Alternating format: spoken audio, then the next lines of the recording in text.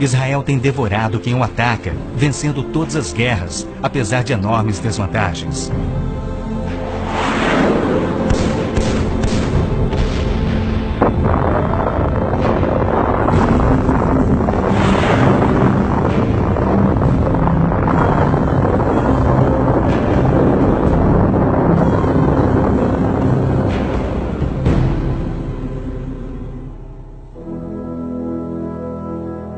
O anjo Gabriel revelou a Daniel que Jerusalém seria reconstruída e que após 483 anos viria o Messias.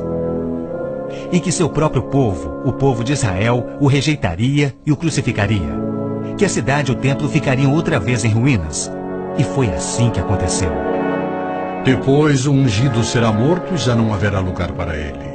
A cidade e o lugar santo, o templo, serão destruídos pelo povo do governante que virá. Jesus entrou em Jerusalém no dia exato da profecia. Foi aclamado como Messias e depois rejeitado.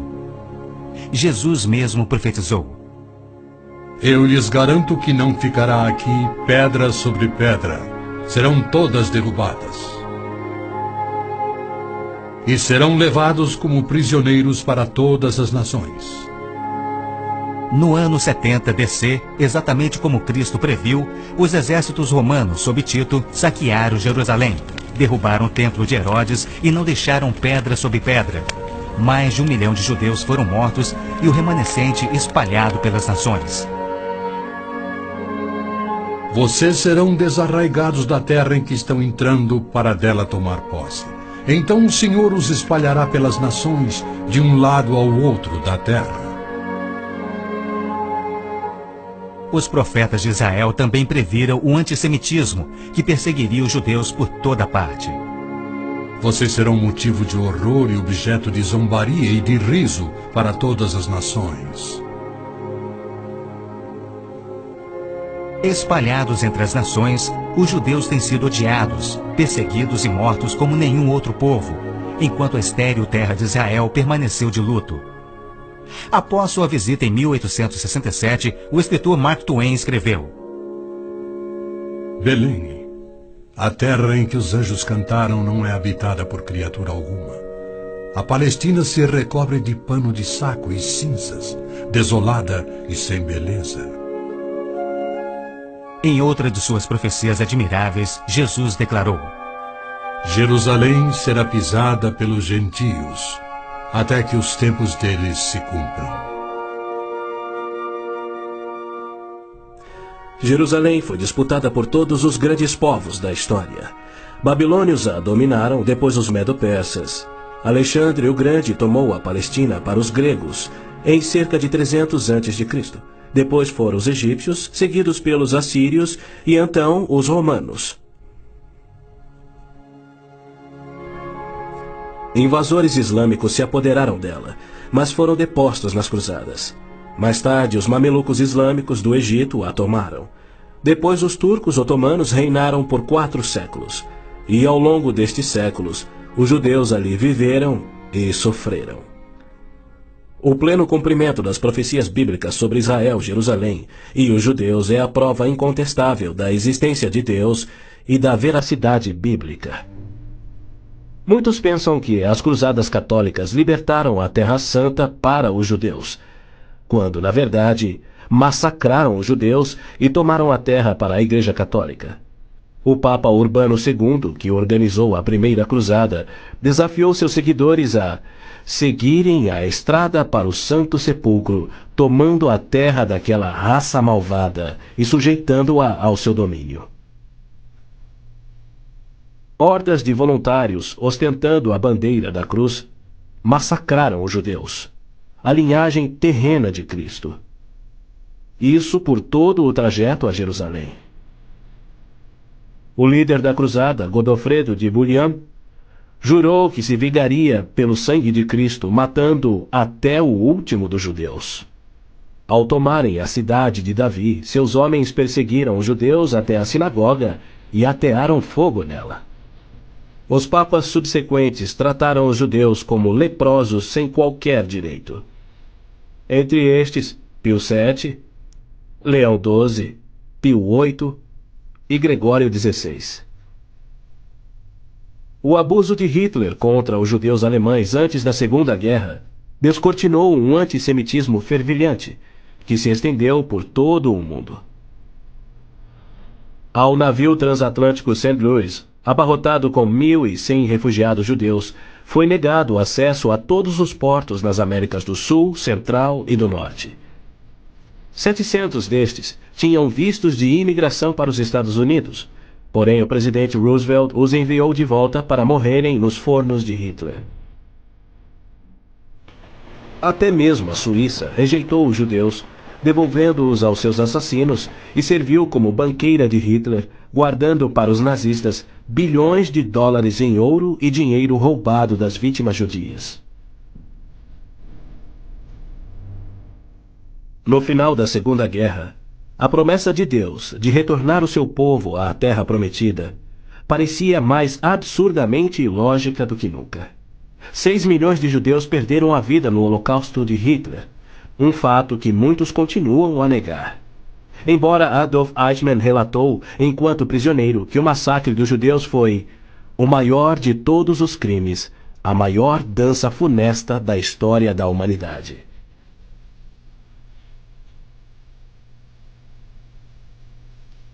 E o mais incrível é que, após a guerra, centenas dos esqueléticos sobreviventes, libertados dos campos de extermínio, foram mortos em toda a Europa.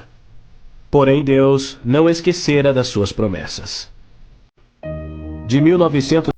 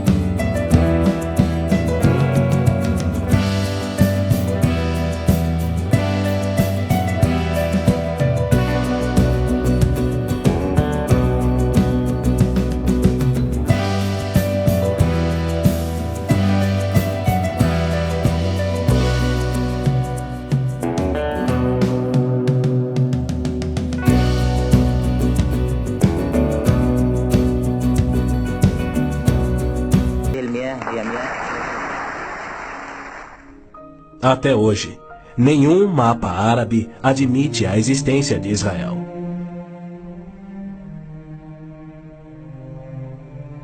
Em 14 de maio de 1948, Israel declarou sua independência. E foi imediatamente invadido por 6 nações árabes. Seus soldados eram várias vezes mais numerosos que os colonos judeus e tinham superioridade indiscutível em armas, tanques e aviões. Tendo recebido da ONU uma faixa estreita e indefensável de terra, rodeada de inimigos dispostos a exterminá-lo, Israel deveria ter sido aniquilado. Porém, para a surpresa do mundo inteiro, que torcia para os seus inimigos, os colonos israelenses derrotaram os que buscavam destruí-los, exatamente como Deus prometera. E assim tem acontecido em guerra após guerra, à medida que seus inimigos têm tentado aniquilar Israel. Sim, é isto mesmo. A aniquilação é o seu propósito declarado. Os muçulmanos têm como dever religioso a exterminação dos judeus. Eles sonham com sua destruição e promovem festividades para honrar os assassinos dos inocentes cidadãos de Israel. O fundamentalismo islâmico começa a varrer o nosso mundo. O próprio Maomé declarou: A última hora não virá antes que os muçulmanos lutem contra os judeus e os muçulmanos os matem. Mas por que a imprensa chama os terroristas muçulmanos de radicais e extremistas? Na verdade, eles apenas estão sendo fiéis ao islamismo. O Corão ordena: Não tomeis por confidentes amigos os judeus nem os cristãos. Matai os idólatras, os não muçulmanos, onde quer que os acheis. Capturai-os, acossai-os e espreitai-os. Líderes muçulmanos, religiosos e políticos ameaçam os judeus como fazia Hitler na TV, pelo rádio e alto-falantes nas ruas e nas mesquitas. Quando Gaddafi brada: a batalha de Israel será tal que Israel deixará de existir, ele fala por todos. O extermínio de Israel é transmitido aos muçulmanos desde o aleitamento. Um ministro da educação da Síria escreveu: O ódio com que doutrinamos as mentes dos nossos filhos desde o parto é sagrado. Um livro-texto de adolescentes egípcios declara: Israel não viverá se os árabes forem firmes no seu ódio. E um livro de pré-adolescentes diz: Os árabes não desistem de trabalhar em prol do extermínio de Israel. É uma loucura Israel tentar firmar acordos de paz com inimigos como estes, mas a pressão mundial o obriga a isto. Na Guerra de Yom Kippur de 1973, milhares de tanques atravessaram simultaneamente o Sinai, oriundos do Egito, e descendo o Golã a partir da Síria num ataque surpresa cuidadosamente orquestrado. As forças militares de Israel estavam todas de licença, celebrando a mais sagrada de suas festas religiosas, levando, portanto, 3 dias para que se mobilizassem. 300 mil israelenses enfrentaram 1,2 milhões de árabes. Escapando por um fio da derrota, Israel sofreu pesadas baixas. Mas, em cumprimento incontestável da admirável profecia de Zacarias, de que as tropas judias seriam como fogo que consumiria as nações vizinhas, Israel expulsou seus inimigos.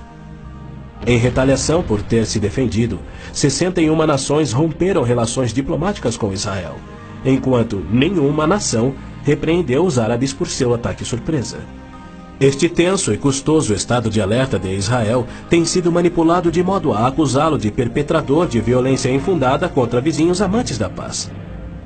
O antissemitismo é uma força motriz da mídia mundial, que é muito influenciada pelo dinheiro do petróleo. Não se veicula nenhuma crítica aos árabes e suas repetidas ameaças de extinção de Israel.